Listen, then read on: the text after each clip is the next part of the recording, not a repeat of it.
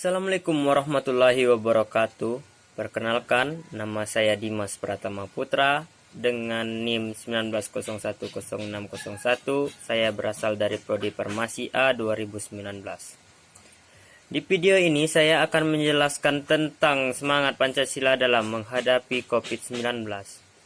Sebelum itu saya ingin mengucapkan terima kasih kepada pihak-pihak yang telah membantu saya dalam pembuatan video ini.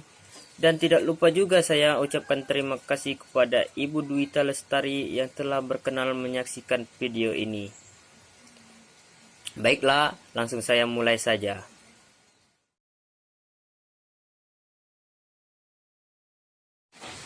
Pancasila. Pancasila adalah pilar ideologis negara Indonesia. Nama Pancasila diambil dari bahasa Sanskerta yang mana terdiri dari dua kata, yaitu panca yang berarti lima dan sila yang berarti prinsip atau asas. Jadi, Pancasila merupakan rumusan dan pedoman kehidupan berbangsa dan bernegara bagi rakyat Indonesia. Pancasila mengandung 5 ideologi utama bangsa Indonesia, yaitu yang pertama ketuhanan yang Maha Esa, yang mana dalam setiap individu harus percaya diri dan takwa kepada Tuhan yang Maha Esa sesuai dengan agama dan kepercayaan masing-masing, menurut dasar kemanusiaan yang adil dan beradab, serta menghormati dan bekerja sama antar pemeluk agama dan penganut kepercayaan yang berbeda-beda, sehingga terbina kerukunan hidup yang dapat membawa bangsa Indonesia menjadi bangsa yang rukun. Yang kedua itu ada kemanusiaan yang adil dan beradab.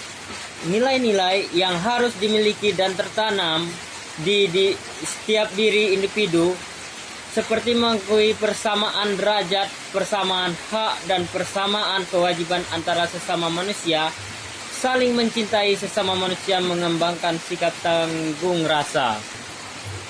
Yang ketiga itu ada persatuan Indonesia. Sebagai warga Indonesia, kita harus menempatkan kesatuan, persatuan, kepentingan, dan keselamatan bangsa dan negara di atas kepentingan pribadi atau golongan. Rela berkorban untuk kepentingan bangsa dan negara, cinta tanah air dan bangsa. Yang keempat itu ada kerakyatan yang dipimpin oleh hikmat kebijaksanaan dalam permusyawaratan perwakilan, yang mana salah satu nilai yang harus kita amalkan yaitu mengutamakan kepentingan negara dan masyarakat, tidak memaksa kehendak pada orang lain, mengutamakan musyawarah dalam mengambil keputusan untuk kebersamaan. Dan yang terakhir ada sila yang kelima, yaitu keadilan sosial bagi seluruh rakyat Indonesia.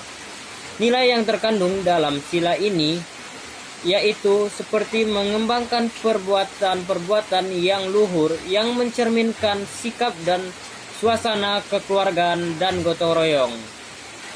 Nilai-nilai inilah yang diperjuangkan sampai sekarang, termasuk dalam menghadapi pandemi COVID-19.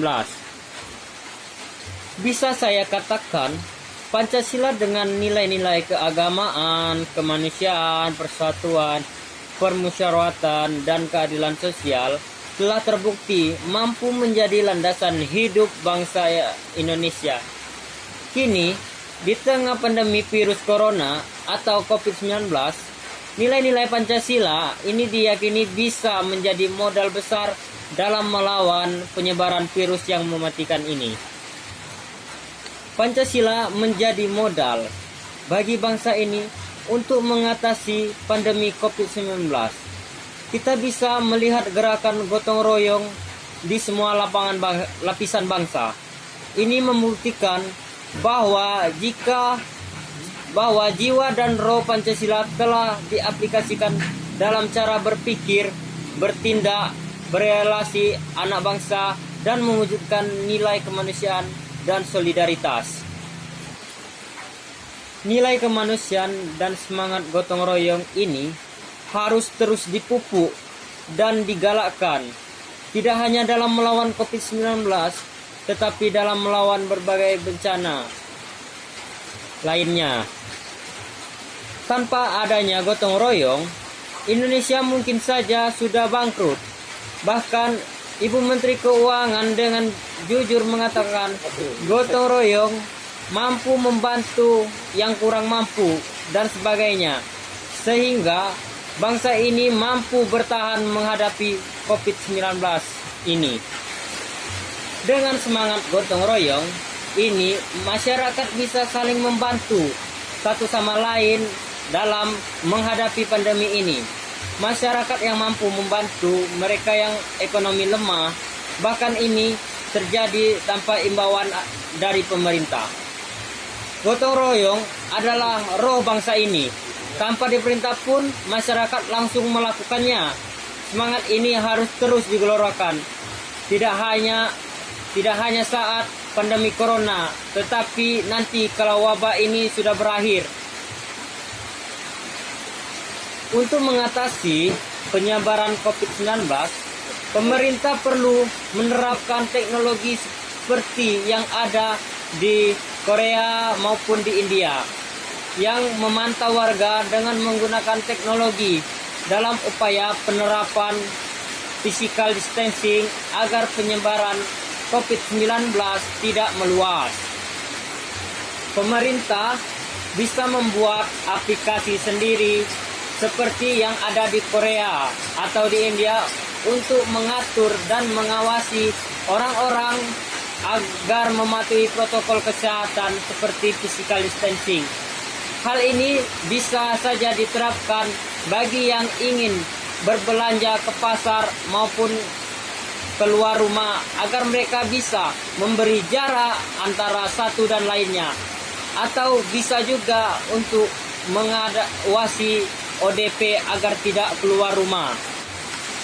Sebelum saya mengakhiri video ini, saya ingin berpesan kepada kita untuk selalu tetap mematuhi protokol kesehatan yang sebagaimana telah dianjurkan untuk diterapkan selama pandemi ini, seperti stay at home, social distancing, rajin mencuci tangan, serta selalu menggunakan masker apabila di luar rumah. Itulah yang dapat saya sampaikan. Semoga kita semua selalu diberikan kesehatan. Apabila ada kekurangan dalam penjelasan saya mohon maaf. Saya akhiri. Wassalamualaikum